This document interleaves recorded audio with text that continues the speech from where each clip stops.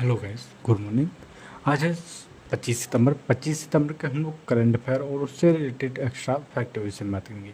ये आपकी daily current affair की क्लास होती है, जिसकी आपकी पीडीएफ और जो इसके क्वेश्चन क्यूज वो आपको टेलीग्राम और व्हाट्सएप ग्रुप पर मिलेंगी। ये आपके डेली बेसिस एमसीक्यू होते हैं। ये ऑल गवर्नमेंट एग्ज़ाम के लिए भी बहुत ही सफिशिएंट क्लास है। अभी जो फिलहाल में एनटीपीसी का एग्ज़ाम हुआ तो उसमें काफ़ी क्वेश्चन आपको करंट अफेयर से देखने को। इसका जो पेपर है वो अभी नोटिफिकेशन फिर रेलवे ने जारी कर दिया है। इसका जो फॉर्म है वो अक्टूबर महीने में जारी हो भरने लगेंगे, तब आप लोग इसकी तैयारी भी और बेहतर करें। तो चलिए हम स्टार्ट करते हैं। पहला क्वेश्चन है, सितंबर 2025 में नागरिक सैन्य सहभागिता को मजबूत करने के लिए कौन सा कार्यक्रम शुरू किया गया है? इसका जो राइट आंसर है ऑप्शन बी है, क्योर कार्यक्रम। बात करें क्योर क्या है कि सिविल आउटरीच ऑफ रिसिलेंट इंगेजमेंट है। इसका उद्देश्य जो नागरिक सैन्य और सैन्य बलों के बीच विश्वास को सहयोग बढ़ाना है। बात करें कि इस कार्यक्रम के अंतर्गत सीमा क्षेत्रों में संवाद, सामुदायिक गतिविधियों और संयुक्त विकास पहल चलाई जाएंगी।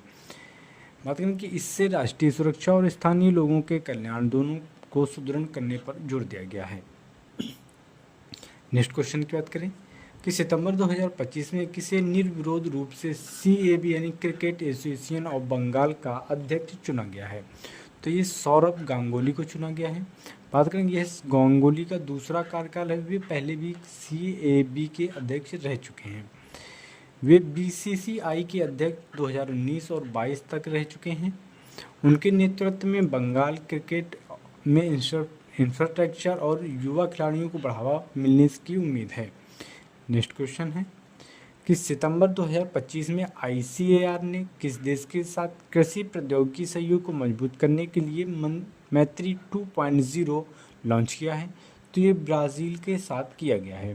बात करें कि आईसीएआर क्या है, तो Indian council of agriculture research है और ब्राज़ील के बीच यह मैत्री 2.0 के नाम से जानी गई है।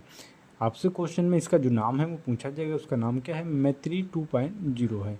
ठीक है। बात करें कि उद्देश्य की कृषि प्रौद्योगिकी, फसल सुधार और खाद्य सुरक्षा में सहयोग बढ़ाना है। यह साझेदारी भारत और ब्राज़ील रणनीतिक संबंधों और सतत विकास को नई दिशा देगी। नेक्स्ट क्वेश्चन की बात करें कि सितंबर 2025 में किस राज्य कैबिनेट ने स्वास्थ्य और परिवहन और आवास क्षेत्र में कई अहम निर्णयों को मंजूरी दी है? तो ये महाराष्ट्र सरकार ने दी है। बात करें कि स्वास्थ्य क्षेत्र में नए अस्पताल और मेडिकल कॉलेज स्थापित करने का निर्णय लिया गया है। परिवहन क्षेत्र में इलेक्ट्रिक बस और सार्वजनिक परिवहन नेटवर्क को बढ़ावा मिलेगा। आवास क्षेत्र में बात करें तो ये सस्ती आवास योजनाएं सुग्गी और पुनर्वास प्रोजेक्ट को मंजूरी दी है। नेक्स्ट क्वेश्चन है कि अगस्त 2025 में भारत के प्रमुख उद्योगों की वृद्धि में कितने % रहने का अनुमान लगाया गया है? तो ये 6.3% का अनुमान लगाया गया है। यह अनुमान कोर सेक्टर इंडस्ट्रीज के प्रदर्शन पर आधारित है। प्रमुख उद्योगों में बिजली, कोयला, सीमेंट, इस्पात और उर्वरक शामिल हैं। बात करें कि 6.3% की वृद्धि दर से संकेत मिलता है कि भारत की औद्योगिक और आर्थिक स्थिति में सुधार हो रहा है।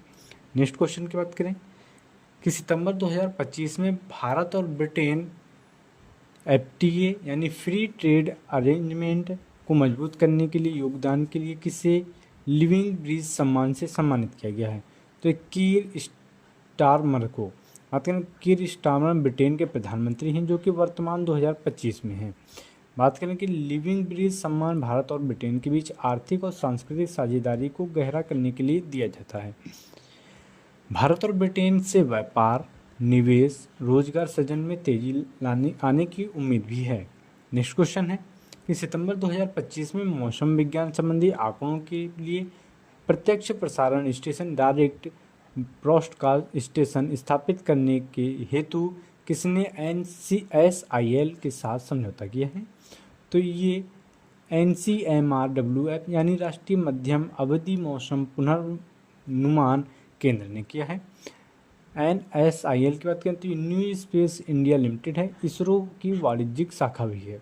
यह स्टेशन उपग्रह डेटा की रियल टाइम प्राप्ति, बेहतर मौसम पुनर्नुमान में मदद करेगा।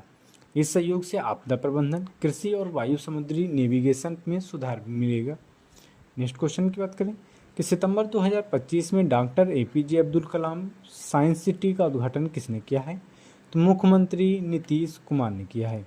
बात करें कि यह साइंस सिटी पटना बिहार में स्थापित की गई है। इसका उद्देश्य वैज्ञानिक शिक्षा, अनुसंधान और नवाचार को प्रोत्साहित करना है। इसमें इंटरैक्टिव गैलरी, प्लेनेरियम और इनोवेशन हब जैसी आधुनिक सुविधाएं भी लागू हैं। नेक्स्ट क्वेश्चन है कि ग्लोबल डिजिटल नोमाड रिपोर्ट 2025 के अनुसार कौन सा देश शीर्ष स्थान पर रहा है? तो ये स्पेन रहा है। बात करें भारत का स्थान, तो ये 38वें स्थान पर रहा है। रिपोर्ट में देशों का मूल्यांकन रिमोट वर्किंग, फ्रेंडलीनेस, वीज़ा नीतियों, जीवन यापन लागत और इंटरनेट कनेक्टिविटी के आधार पर किया गया है। डिजिटल नोमैड ट्रेड से ग्लोबल टूरिज्म, टेक वर्कफोर्स और गिग इकोनॉमी को बढ़ावा मिलता है। नेक्स्ट क्वेश्चन की बात करें कि 69वें बैलन डी'ओर 2025 पुरुष और महिला विजेता कौन रहे हैं? तो ये उस्मान डेम्बले और इटाना बोनमाटी हैं। तो उस्मान डेम्बले फ्रांस के हैं जिन्होंने शानदार प्रदर्शन के लिए पुरुषों को बैलन डी'ओर जीता है। इटाना बोनमाटी स्पेन के हैं। ये लगातार दूसरी बार महिलाओं के लिए बैलन डी'ओर अपना किया है।